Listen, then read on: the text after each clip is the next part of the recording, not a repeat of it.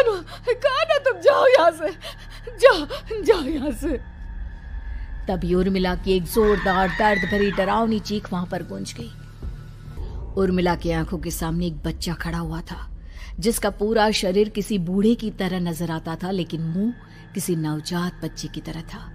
उसकी आंखें गुस्से से लाल थी और वो घूर घूर कर उर्मिला की तरफ देखा जा रहा था। कौन हो तुम?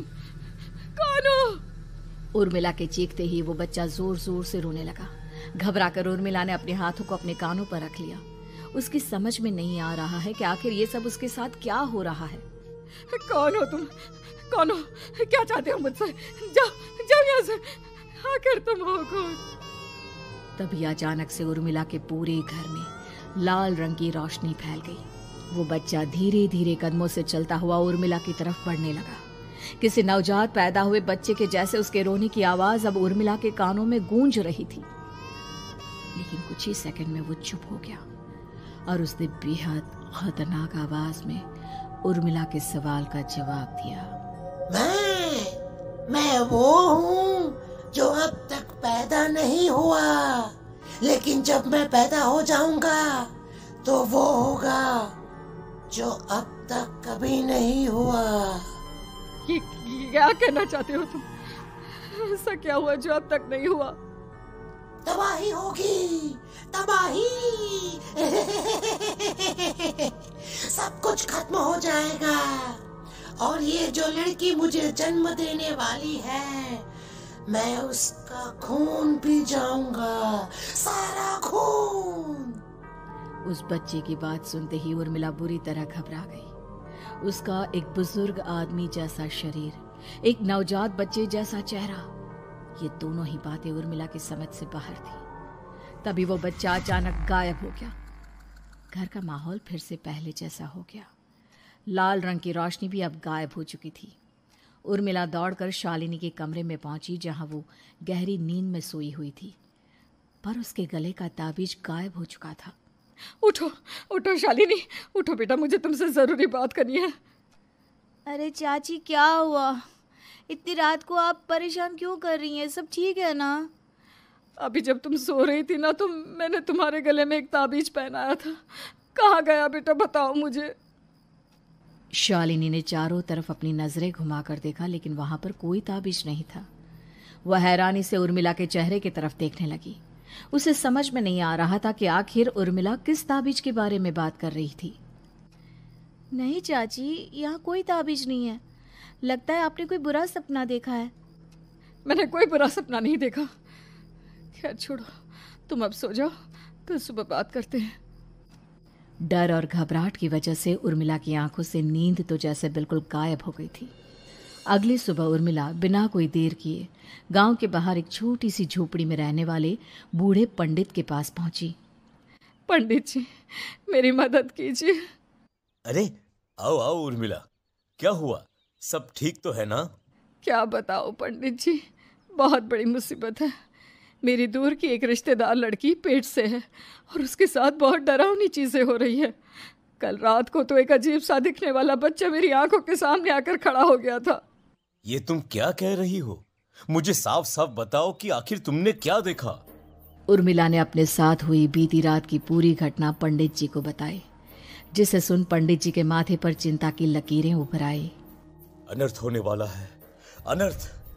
बरसों पहले भी उस हैवान ने एक लड़की के पेट से जन्म लिया था और उसके बाद उस शहर को पूरी तरह से तबाह कर दिया।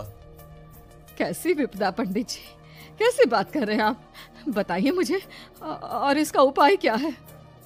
इसका उपाय तो है, लेकिन बहुत कठिन है। हो सकता है कि उस उपाय को करने के दौरान तुम्हारी जान भी चली जाए।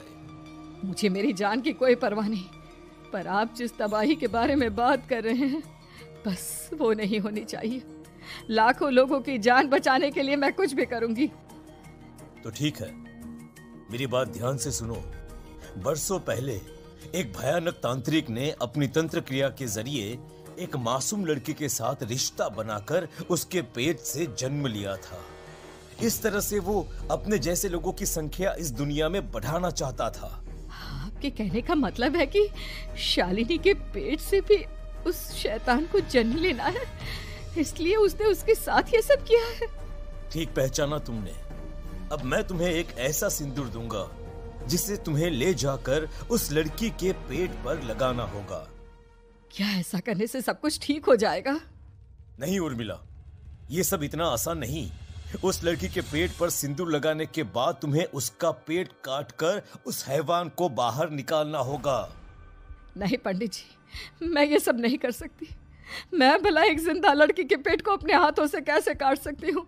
अगर तुमने ऐसा नहीं किया तो कुछ ही दिनों में वो हैवान उस लड़की के शरीर से जन्म लेगा और उसके शरीर के सारे खून को पीकर अपनी ताकत को बढ़ाएगा। उसके बाद वो धीरे धीरे इस पूरे शहर को तबाह कर देगा। यहाँ पर कोई जिंदा नहीं बचेगा। लेकिन अगर मैं उसके पेट को काट दूंगी तो क्या वो जिंदा बच पाएगी? अगर शालिनी को कुछ हो गया तो, अगर उसकी मृत्यु हो गई तो? ऐसा कुछ नहीं होगा उर्मिला, तुम्हें अपने मन को पक्का करके ये काम करना ही होगा।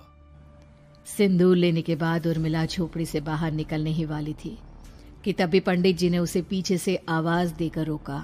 उर्मिला, उस लड़की का पेट काटकर हैवान को बाहर निकालना ही काफी नहीं होगा। तुम्हें ध्यान रखना होगा कि ये सब करते हुए उस बच्चे का जो आधा बूढ़े का शरीर है उस पर सिंदूर की एक बूंद भी ना लगने पाए, क्योंकि अगर ऐसा हुआ तो वो तुम्हें और बाकी सबको कच्चा खा जाएगा। पंडित जी की बात सुन उर्मिला की आंखें फटी रह गई और उसके शरीर में डर की लहर दौड़ गई। फिर भी उसने हिम्मत की। ठीक है पंडित जी, मैं पूरी कोशिश करूंगी कि मैं उस हैवान को वहीं के वहीं खत्म कर पाऊं। इसके बाद उर्मिला तेज कदमों के साथ घर वापस आती है। दिन बीतता है, रात का अंधेरा छाने लगता है। शालिनी खाना खाकर सोने चली जाती है और उर्मिला लगातार उसके गहरी नींद में सो जाने का इंतजार करने लगती है, जिसके बाद उर्मिला दबे कदमों से शालिनी के कमरे में पहुंच गई। मुझे ये करना ही होगा। अब उर्मिला ने धीरे धीरे शालिनी के पेट पर पंडित जी का दिया सिंदूर लगाना शुरू किया। उर्मिला के हाथ बुरी तरह से कांप रहे थे। उसके एक हाथ में चाकू था जिससे वो पेट काटने वाली थी।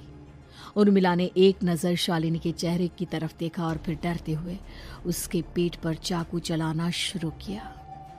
कमाल है, मैं इसका पेट काट रही हूँ और ये आराम से सो रही है। इसे दर्द नहीं हो रहा क्या? तभी अचानक उर्मिला के कानों में बच्चे की रोने की आवाज सुनाई देने लगी। उसने घबराकर चारों तरफ देखा पर वहां पर कोई नहीं था। बस रोने की आवाज लगातार आ रही थी। उर्मिला बिना रुके लगातार शालिनी के पेट को काटती रही। उसे इस बात का भी ध्यान रखना था कि सिंदूर बच्चे के बूढ़े आदमी वाली शरीर के हिस्से पर ना लगे। कुछ ही देर में वो हैवानी बच्चा उर्मिला के हाथों में था।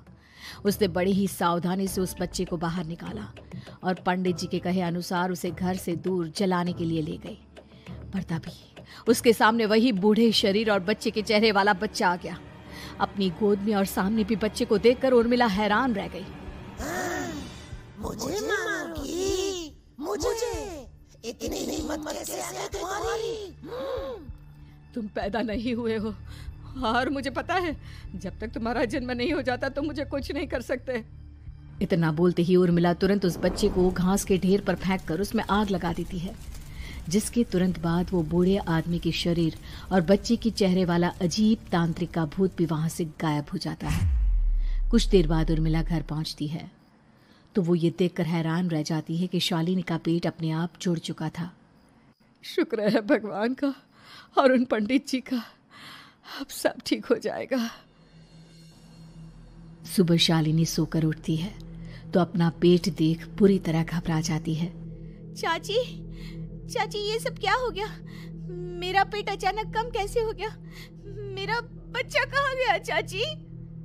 बेटी, वो बच्चा नहीं, एक खतरनाक तांत्रिक था जो तुम्हारी कोख से जन्म लेकर सबको मार देना चाहता था। वो पैदा होते ही तुम्हारी जान भी ले लेता, इसलिए मैंने पंडित जी के बताए उपाय से उसका खात्मा कर दिया है। अब सब ठीक है। शालिनी को उर्मिला की बात समझ में नहीं आती, जिसके बाद शालिनी को पूरी बात उर्मिला आराम से समझाती है। अब वो दोनों ही भगवान का शुक्र अदा करती हैं और एक साथ रहने लगती हैं।